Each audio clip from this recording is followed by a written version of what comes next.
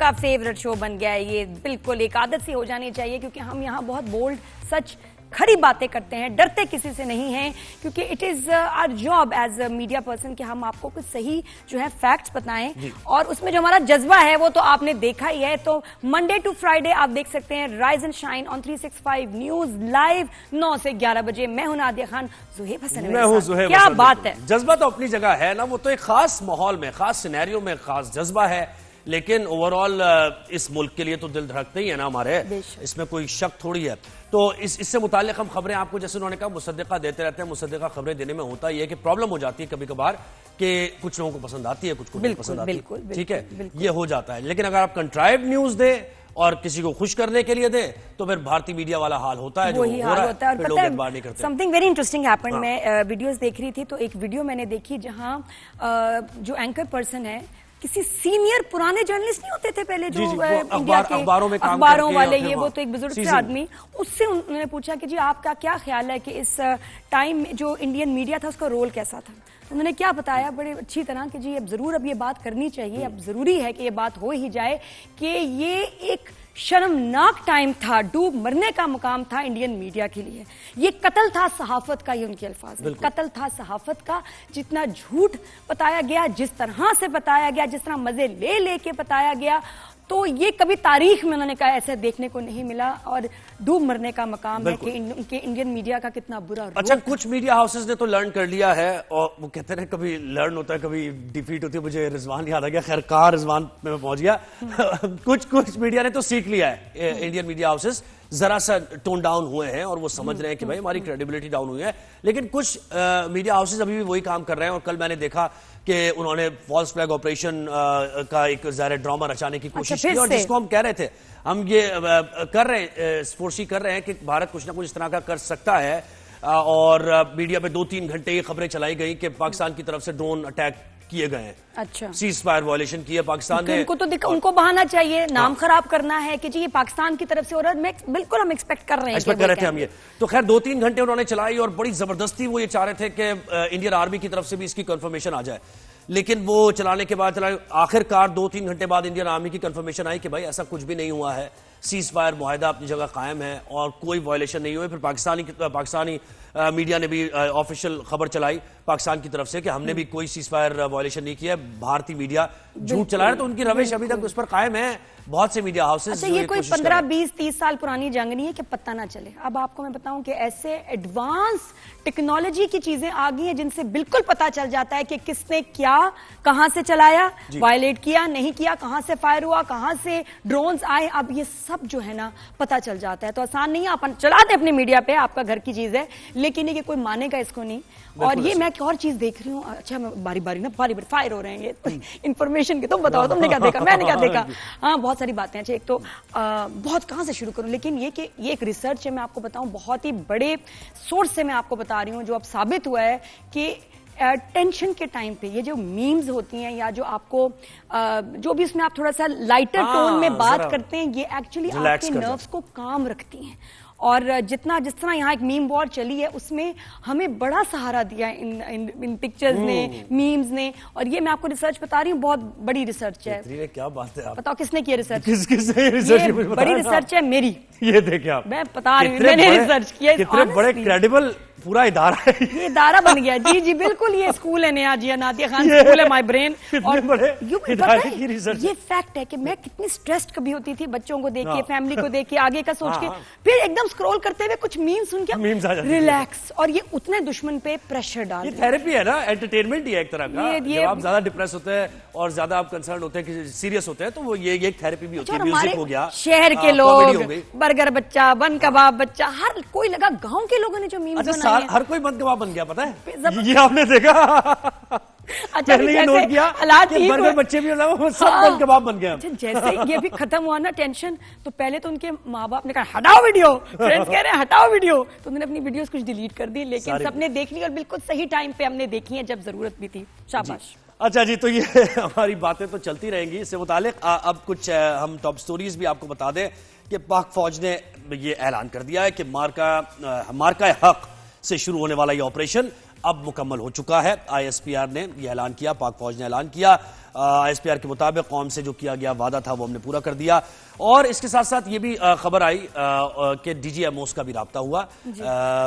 Military का ये बहुत कहते हैं कि हाई उस पे लेवल पे ये राब्ते होते हैं, DGMOs के इनको कहा जाता है, क्योंकि सारी ऑपरेशनल जो जंग के मामलात होते हैं ये DGMOs ही डील करते हैं। तो दोनों भारत और पाकिस्तान के DGMOs का राब्ता हुआ और उसमें सीज फायर मुआहदे के बारे में बातचीत हुई और ये कहा गया कि दोनों ममालिक एक दूसरे पर हमला नहीं होगा, ड्रोन अटैक एक दूसरे पर नहीं होगा, शहरी आबादी को नुकसान नहीं पहुंचाया जाएगा। तो ये पहला राउंड हुआ है DGMOs की सतह पर जो राब्ता हुआ है। पहले राउंड के बाद अब आगे कब तक सीज फायर चलता है ये आने वाला वक्त बताएगा। लेकिन इसमें भी ना आप एकदम बिल्कुल रिलैक्स होकर नॉर्मल हम क्या अपनी जिंदगी शुरू कर दें।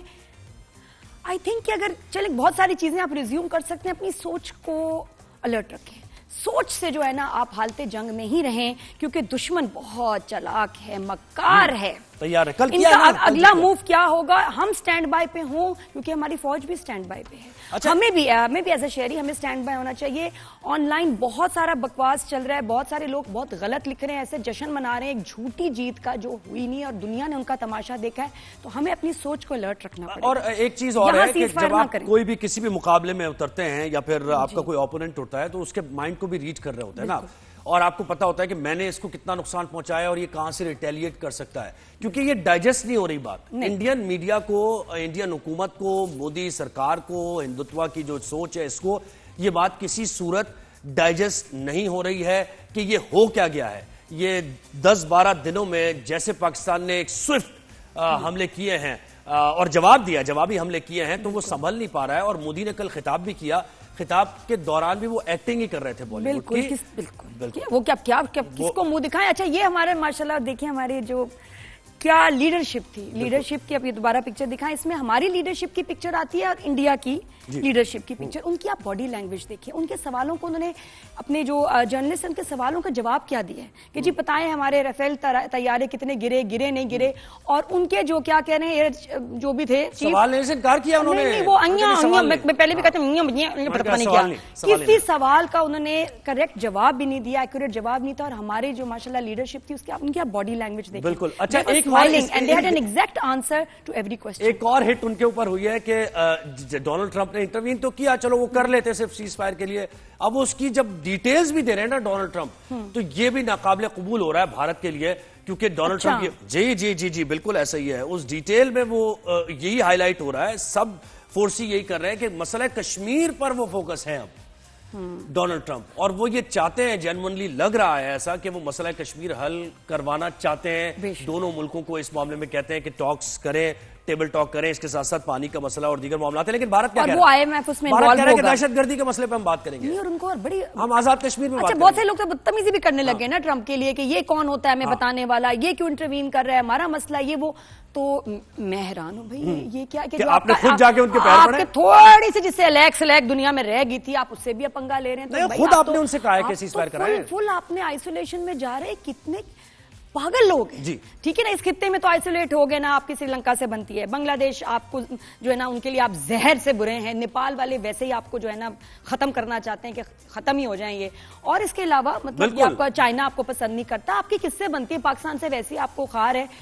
कैसे आप सरवाइव करेंगे इस दुनिया में, ये मुझे बताएं कैसे, इस खित्ते में तो आपकी नहीं चलनी। तो जनाब अब आगे भी बाहर भी पंगे लेने हैं। एग्जैक्टली, बात तो होगी, आप कह रहे हैं ठीक है तिजारत में वो बात होगी, वो सारी चीजें हैं, इसके साथ साथ जब आप बैठेंगे टेबल पे तो हम अपने मामलात रखेंगे, लेकिन कश्मीर का मसला अब एजेंडे पर टॉप लिस्ट में होगा, और फिर हम तिजारत के भी मामले पे, और दहशतगर्दी पे आपने बात क्या करनी है वैसे हमसे, मुझे बताएं आप दहशतगर्दी रोकें, बस ये बात करें आप, ये कमिटमेंट हमें दें कि आप दहशतगर्दी को रोकें इस खित्ते में, हमारे मुल्क में दरअंदाजी ना करें, दहशतगर्द ना भेजें, कुलभूषण जाधव ना भेजें, अभिनंदन ना भेजें, ये है ना, बस ये बात करनी है हमने, सिंपल बात है।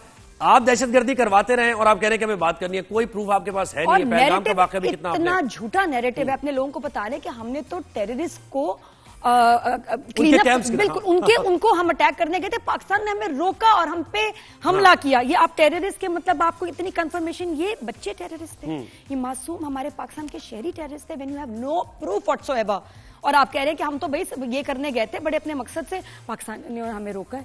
सीरियसली बिल्कुल। तो तो ये जनाब, हाँ, अब दूसरी वज़ीर आज़म मियां मोहम्मद शहबाज शरीफ ने शुक्रिया अदा किया है कौम से भी और इस कामयाबी पर मुबारकबाद दी है। उन्होंने कहा कि भाई 10 मई को यौम मार्का हक और जुमे के रोज अफवाज पाकिस्तान को खिराज तहसीन और अल्लाह के हुजूर सजदा शुक्र बजा लाने के दिन के तौर पर मनाने का उन्होंने ऐलान किया है और कहा है कि बहादुर अफवाज की पेशा वराना सलाहियतों ने हमारा सर फख्र से बुलंद किया है। इस दिन फखरिया तौर पर इस दिन को हम मनाएंगे आने वाले दिनों में। बहुत जरूरी है क्योंकि इंडिया जो है एक गलत नैरेटिव और गलत फैक्ट्स पोस्ट कर रहा है ताकि कभी कोई बच्चे हमारे सर्च करें आगे सालों में आने वाले में तो वो उनको कुछ गलत बिल्कुल फैक्ट्स नजर आए। तो हमें भी अपना नैरेटिव इस वक्त जो है ना, ये हमें ये छापना है, दुनिया में छोड़ना है कि हिस्ट्री असल में क्या थी और वो हमें दिन सेलिब्रेट करना है, अपने बच्चों को बार बार याद कराना है। आप समझें इस बात को कि जो बाहर के लोग होंगे, जब हमारे बच्चे इंशाल्लाह आगे बड़े होके जब ये सर्च करेंगे इस डे के इस दिनों में क्या हुआ था तो उनको गलत इंफॉर्मेशन मिलेगी क्योंकि गूगल पे अभी अजीब कुछ चल रहा है। इंफॉर्मेशन तो आएगी, अजीब ये लोग लिख रहे हैं, सही लिखने हिस्ट्री को खराब करके लिख रहे हैं। बिल्कुल उसको आपने बताना है लोगों को। वैसे तो नैरेटिव सारे ही आएंगे गलत, वो भी अपनी तरफ से हिस्ट्री लिखेंगे, हम यहां से हिस्ट्री लिखेंगे। कौन सी हिस्ट्री फैक्ट्स पर मबनी है वही प्रिवेल करती है और उसी को लोग बाय भी करते हैं। गूगल वगैरह ज्यादा आम बंदा होता है ना, गूगल पे सर्च करता है और जहाँ गूगल पे सर्च करते हैं उस पे इनका माफिया बैठा हुआ है, ठीक है ना, इनके लोग बैठे हुए हैं तो वो उस पे लिखते हैं, वो छोड़ते हैं इंफॉर्मेशन जो वो चाहते हैं उनके फेवर में, विच इज एब्सोल्युटली फॉल्स। बिल्कुल ऐसे ही तो कैसे काउंटर करना है सोचें। बिल्कुल ऐसे ही। तो अब वो तीसरी हमारी ट्रंप की तो हमने बात कर ही ली, वो भी टॉप स्टोरी है कि उन्होंने अच्छा एक बड़ा इंटरेस्टिंग भी उन्होंने उनकी अजीब थोड़ी अलग सी हिकमत अमली है ट्रंप की। वो कह रहे हैं मैंने तिजारत को इस्तेमाल किया है, दोनों मुल्कों को जो मैंने बिठाया है, मैंने तिजारत के बारे में कहा कि अगर ये ऐसा चलता रहा आपका तो हम तिजारत नहीं करेंगे आपसे।